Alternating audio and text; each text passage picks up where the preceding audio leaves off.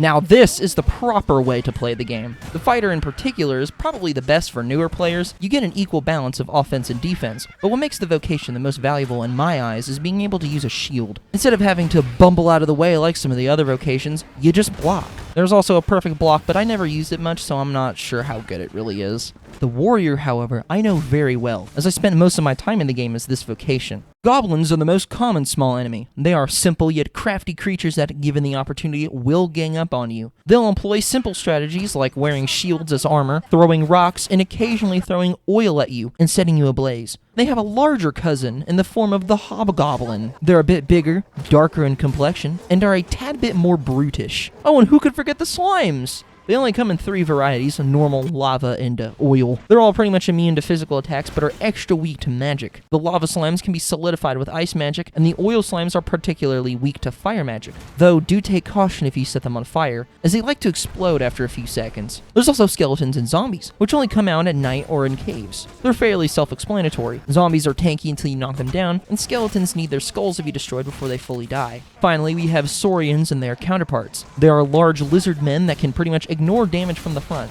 Their tails, however, are a weak spot and can be cut off to do an actually meaningful amount of damage. The harder variants just get tougher armor until they're literally made of rock, and you can only take damage from the tail. There's also skeleton lords, which, just like the Dualhan, I didn't really get to fight one until the post-game. They're just these tanky fuckers with a great sword and a shield. They're pretty fun.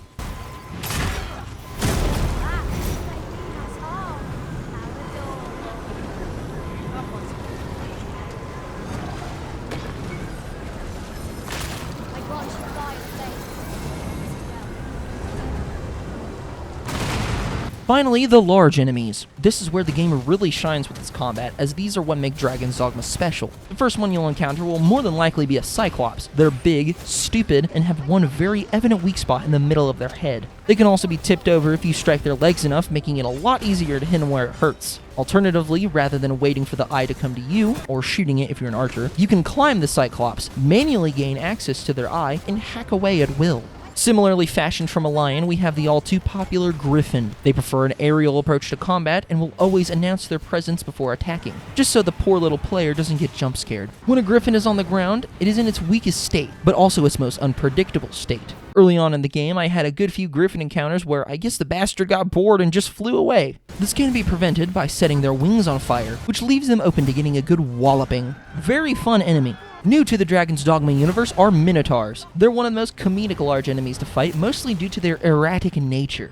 Finally, there are the big boys, the Drakes. For the majority of the game, these will be the hardest thing you can fight. They have 8 health bars of pure fun, are only weak to ice magic, and just like the Griffin, will just fuck off halfway through the fight if you're not doing enough damage quickly enough. To avoid this, I recommend making their head a priority target, since it takes extra damage, and eventually, once they've been abused enough, their heart will be exposed, which, despite being a critical organ, can still sustain several direct hits from a greatsword. I should also mention Drakes will sometimes throw out magic as well, and when they're at around half of their total health, will upgrade their spells. So the small fire explosions turn into meteors raining from the sky. They can also give your pawns A's, but I was lucky enough to never have this happen. They're tough bastards, but can be killed with enough persistence. Occasionally, you'll also find a very sick Drake. They have congenital dragon herpes, which leaves tumors all over their body, and notably removes their heart. How this thing is still alive, I don't know, but it won't be alive for much longer. There are more monsters, but if I listed all of them and gave details, this video would be much too long. The most unique feature of Dragon's Dogma 2, and what is arguably the largest part of its identity, is the pawn system. Pawns in-universe are these human-esque creatures that only exist to serve the Arisen and assist them in fulfilling their charge. In-game, they act as your yes-men and serve as a glimpse into the insane mindscape of the average video game player. Pawns are customizable NPC followers, where you determine how they look, how they act, and what vocation they are. Most of the time, this equals creating a beautiful, ideal goth girlfriend and making her your heel slut. Hey, someone's got to take care of my dwindling health bar, and it ain't going to be me. The main thing to remember about pawns is this: they are completely dispensable and can be replaced. I jest, though the story in this game is a tad bit silly. Let's do a quick run-through. You are a slave. You have no memories and currently toil at a mining facility or something like that. It gets attacked by a Medusa, giving you the chance to run away. You make your way to a shitty little military camp and are told to go to Melv. Fast forward like 50 hours and you get to the top of the volcano where this fucking weirdo is trying to do something. I don't really care. You fight the dragon and become the king.